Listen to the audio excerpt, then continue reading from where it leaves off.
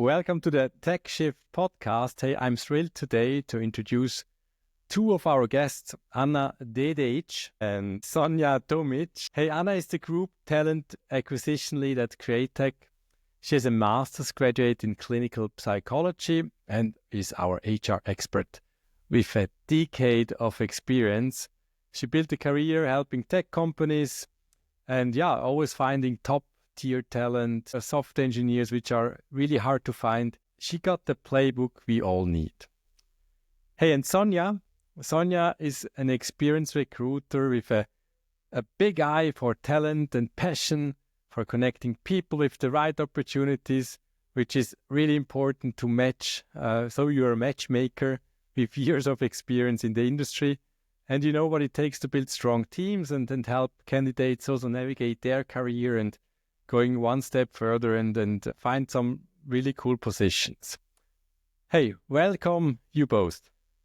Thank you, Marc. Thank you for a lovely introduction, and I'm personally thrilled to be here.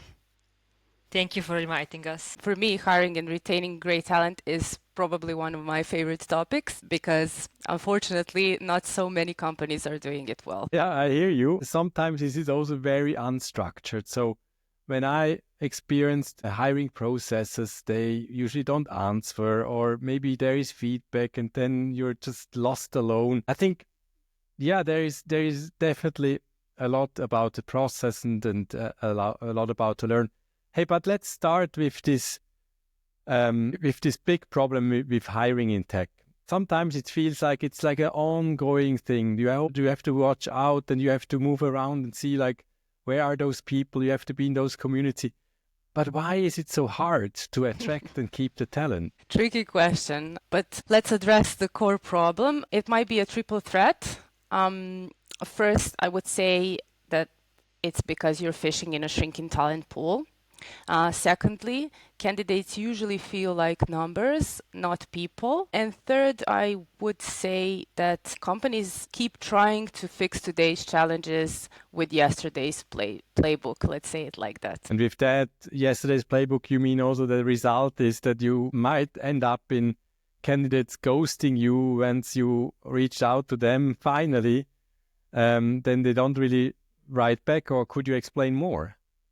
Yeah, I mean, you spend months filling a role only to have that hire leave within a year. That happens very often. Your deadlines slip and team morale takes a nosedive, and your competitors are usually snapping up the talent that you missed. It's like watching your hard work evaporate, and it hurts you, bottom line. But what's at stake? I mean, if tech leaders keep ignoring this issue, it happens again and again. What can you do? What's the problem here? Well, it's a perfect storm, Marc. Projects are delayed because you're short-staffed.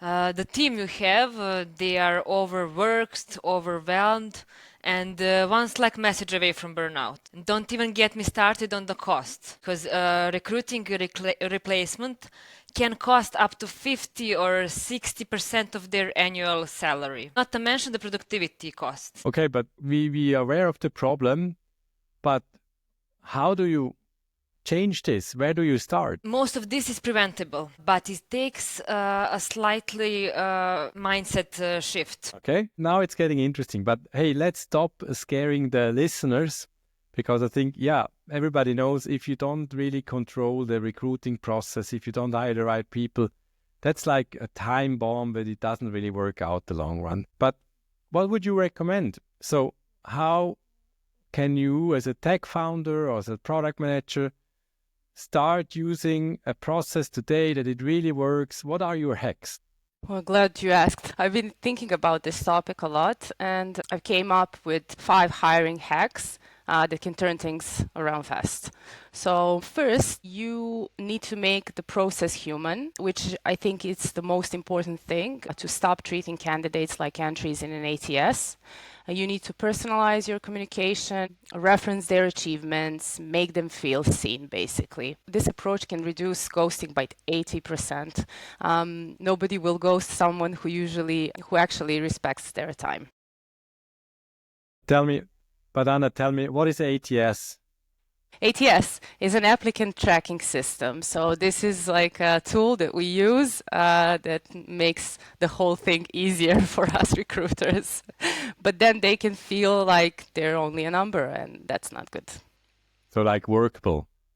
Like workable, exactly. Okay, so I said the first one, which I will repeat, it's maybe the most important one. But then you need to make sure you streamline your interviews. Candidates, especially in IT, hate the 5-round interview marathon. You need to structure it, and I think the best results you can get with 2 focused interviews with the right stakeholders. And of course, you shouldn't leave them hanging and waiting for a feedback. The third thing would be probably to pitch your culture first, because candidates choose people, not logos. And you need to show them the atmosphere, your vibe, your team's vibe, and maybe share some behind the screen stories on LinkedIn or something similar. The fourth would be keep the momentum. Because the engagement doesn't stop at the offer letter. You need to send them a pre-onboarding kit, maybe introduce them to your future team, because we can look at this like a honeymoon phase, so you shouldn't waste it. And at the end, last but not least, you should really try to leverage referrals. We have a lot of them because happy employees are your best recruiters. You could also think about maybe offering some meaningful incentives for referrals, and they will definitely then bring in like-minded talent who already fit your culture. So it's a win-win. Great. Also to summarize, a human process, streamlining the interviews, making very straightforward and lean, pitch the culture, keeping the engagement up, meeting the team, and last but not least, leverage the referrals. I think they're all very, very unique points. But how do I know if I do it right? Because I guess it's a trial error process as well. But once the result is better, what do I see? What is the best outcome if I apply it right? Your time to hire can drop by 50%. Also, new hires stay because they feel connected from the day one. And also, employee referrals can fill up to 30% of your pipeline, and they are twice as likely to succeed in the role. Okay, so it's like flipping the hiring script, not really chaotic anymore, really clear. Sounds almost a bit too nice that it can be true. Do you see that this is applicable in practice?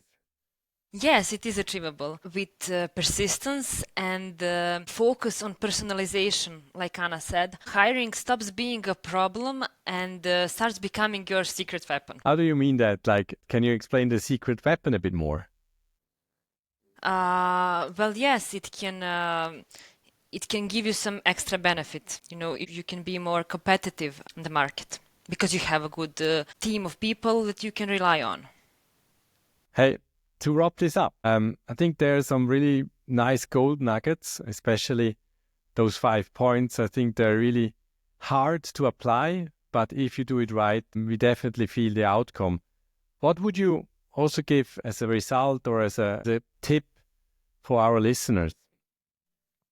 Well, yeah, I mean, as I already said, I think the main thing is about building relationships, because great hiring isn't just about filling the roles. You need to treat every candidate like your next star player, and they will help you win the game at the end. Okay, cool. Hey, my last question goes into, if we turn around the perspective, also if we focus on the developer, what kind of signals do you have to listen and look out as a engineer that you think, okay, there is the process installed all right, it's correct? I mean, you just feel it because it's very consistent and really close, or like how to say, really fast. Or what do you experience as a developer when it's correctly applied? I think because we get a lot of feedback from developers after our recruitment process that it was very friendly, very easy. They feel empowered in a way. And for them, it's also very important to feel good about the hiring process, because it's not only that the company chooses the developer, it's another way around also. So them who are deciding during the process, will they join the company? So it's very important that they feel good in the process as well. Hey, and Sonja, one last question to you. How tough shall it be for the developers? I mean, in terms of course, we have to feel, is this person capable? But you can always do it very, very tough with a lot of steps and require a lot. or you can just rely on like a smaller amount of outcome. What do you recommend? I'm agree with Anna. She mentioned two phases of the process, like to have only 2 interviews. So the most important thing is for the candidate to feel pleasant when he speaks to you, and you can set a good atmosphere, and of course ask him everything which is important for you to see, is he a good fit, he or she, of course. And the third thing is to give him the chance to ask you everything he finds important, so he could make a decision as well. Okay, great finalization. Thank you. All right, I think that was it for today.